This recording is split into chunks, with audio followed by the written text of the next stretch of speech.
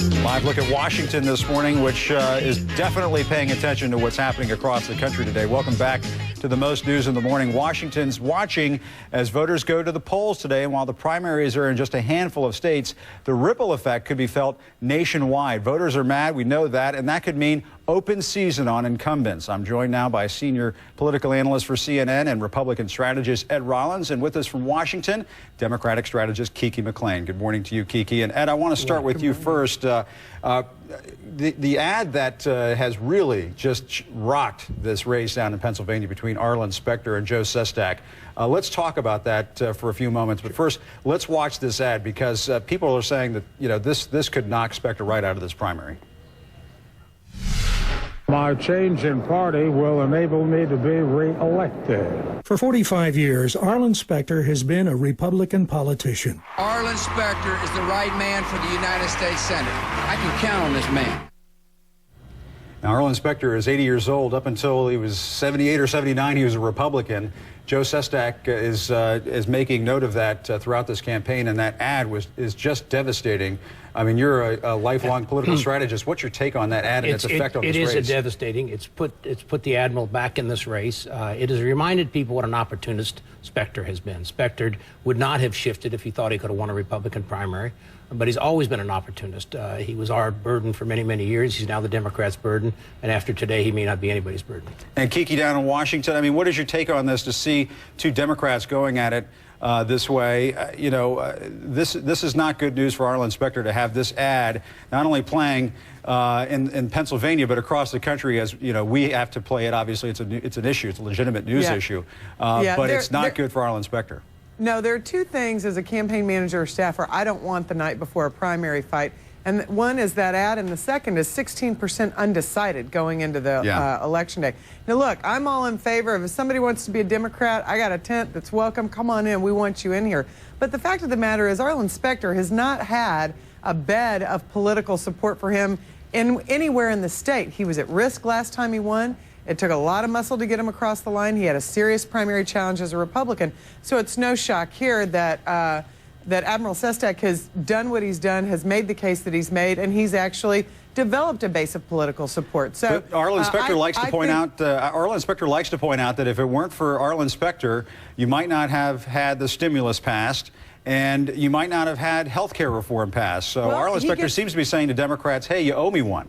Yeah, well, he may say you owe me one, but they say you haven't done enough yet. And the reality is that I think voters in Pennsylvania will look up and say, and if we have the Admiral, chances are we'll have that kind of vote in the future. We won't know until polls close today, and so I think Ed and I would both agree that we're not going to predict what happens because voters get to say that today. But the key element here, when you look at all these races about incumbents and the anti-incumbent fevers, what is the common thread about them? Each of them are very different cases. What is it that ousts an incumbent? Is a member of Congress an outsider, a member of the House ousting a Senate member? Each of these cases is very different this year. And there's an anti-establishment wave running through Kentucky as well, Ed. Let's talk about that race between Trey Grayson, who's the Secretary of State there and the favorite of Mitch McConnell, the minority leader in the Senate, and Rand Paul, son of Congressman Ron Paul. He's had the backing of Sarah Palin, the Tea Party movement. I guess the question is, do Tea Party activists show up and vote? I guess we'll find out today. Sure they do. They have everywhere. I think they are exactly what you say. They're activists. They're very committed. Getting voters out in primary day is very, very difficult. They will turn out. They have a candidate they like and admire, and they're going to be out there.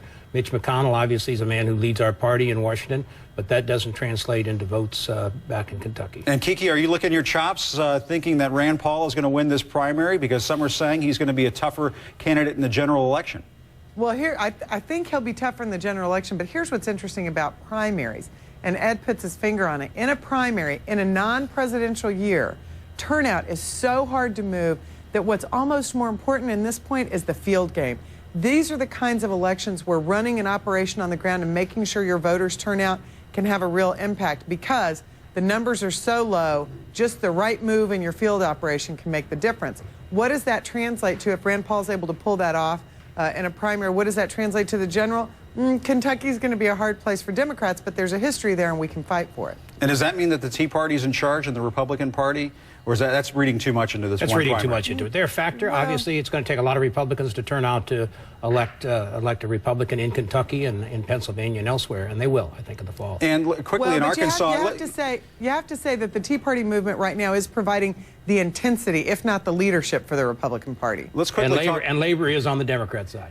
Speaking of labor, let's talk about Arkansas, because Blanche Lincoln is having fits dealing with the unions down in Arkansas, the national unions in Washington. They would rather see Bill Halter, who's the lieutenant governor there, win that primary. The amazing thing, here's a woman who's chairman of the Ag Committee in a very significant agricultural state. Right. Normally would never be in a serious challenge. She's not only in a serious challenge by the lieutenant governor, she's probably one of the most vulnerable incumbents.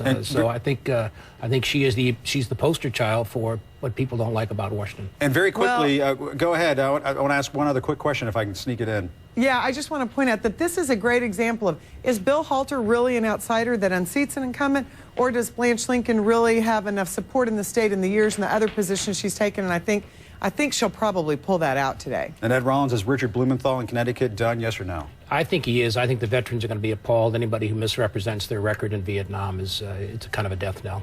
Ed Rollins, Kiki McLean in Washington, thanks so much for joining us. Appreciate it. Thanks. Over to you, Kieran.